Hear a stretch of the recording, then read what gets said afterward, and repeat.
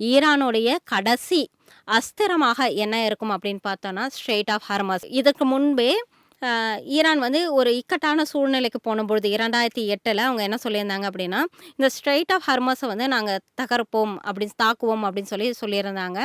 ஆனால் இப்பொழுது வரைக்கும் இதற்கு முன்பே 2, 3 தடவை வந்து அவங்க வந்து எச்சரிக்கை விடுத்திருந்தாங்க. வார்னிங் தான் கொடுத்திருந்தாங்களே வந்து ஒருபொழுதும் இந்த ஸ்ட்ரெய்ட் ஆஃப் ஹார்மஸ்ங்கிறது தகர்க்கப்படாத ஒன்றா தான் இருந்துச்சு. ஆனால் இந்த முறை ஈரானுக்கு வேற வழியே இல்ல அப்படின்னா, இந்த ஸ்ட்ரெய்ட் ஆஃப் ஹார்மஸ தான் வந்து அவங்க தகர்ப்பாங்க. இந்த ஸ்ட்ரெய்ட் ஆஃப் ஹார்மஸ்ங்கிறது ஈரானுக்கும், கத்தாருக்கும் இடையே இருக்கக்கூடிய ஒரு சிறிய வந்து ஒரு நீரிணை தான் இந்த ஸ்ட்ரெய்ட் ஆஃப் ஹார்மஸ்.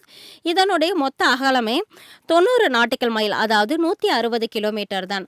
ஆனாலும் இதில இருக்கக்கூடிய பெரும்பான்மையான பகுதிங்கிறது ஈரானுடைய கட்டுப்பாட்டில தான் இருக்குது. இந்த பகுதி வழியாக தான் இந்தியாவிற்கும் மற்ற உலக நாடுகளுக்கும் தேவைப்படக்கூடிய பெரும்பாலான எண்ணெய் வர்த்தகம்ங்கிறது வந்து கப்பல்ல வந்து கொண்டு செல்லப்படுது. இந்தியாவிற்கு தேவைப்படக்கூடிய 3ல் 2 பங்கு எண்ணெய்ங்கிறது இந்த வழியாக தான் கப்பல் மூலியமா எடுத்து வரப்படுது. அது மட்டும் இல்லாமல் நமக்கு தேவையான நேச்சுரல் கேஸ் கிட்டத்தட்ட 50% இந்த பகுதி வழியாக தான் எடுத்து வரப்படுது.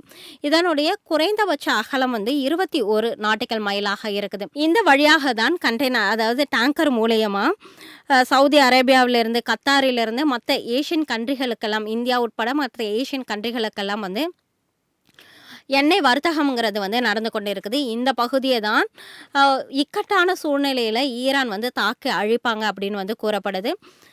இதை அவங்க வந்து ஓப்பனாகவே ஒரு ஸ்டேட்மெண்ட் வந்து கொடுத்துட்டாங்க. அமெரிக்காவும் இதற்கு முன்பே அவங்க வந்து சொல்லியிருந்தாங்க, அமெரிக்காவும் இஸ்ரேலும் எங்களை வந்து தாக்குனாங்க அப்படின்னா நாங்கள் இந்த ஸ்ட்ரெய்ட் ஆஃப் ஹார்மஸை தாக்கி அழிப்போம் அப்படின்னு சொல்லியிருந்தாங்க. அவங்க எப்படியெல்லாம் இதை அழிக்கலாம் அப்படின்னா, இப்போது அந்த வழியாக இந்த டேங்கர் ஏற்றிக்கொண்டு இந்த கப்பல்கள்லாம் வந்துக்கிட்டு இருக்கும் பொழுது சிறிய வகை மோட்டர் படகுகளை வைத்து அந்த கப்பலை வந்து மூழ்கடிக்கலாம். அப்படி அந்த கப்பல் மட்டும் மூழ்கடிக்கப்பட்டுச்சு அப்படின்னா அந்த வழியாக நடக்கக்கூடிய வர்த்தகம்ங்கிறது மிகப்பெரிய அளவில் வந்து பாதிக்கப்படும்.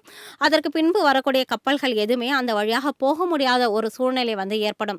அப்படி இல்லை அப்படின்னா நீரில் மூழ்கி வெடிக்கக்கூடிய கன்னி வெடிகளை வந்து இவங்க பயன்படுத்தலாம். அப்படி கன்னி வெடிகளை பயன்படுத்தி இந்த வழியை வந்து அவங்க பிளாக் பண்ணலாம். அப்படி மட்டும் அவங்க பிளாக் பண்ணிட்டாங்க அப்படின்னா உலக சந்தையில் கச்சா எண்ணெயினுடைய விலைங்கிறது $200 அதிகமாக செல்லும்.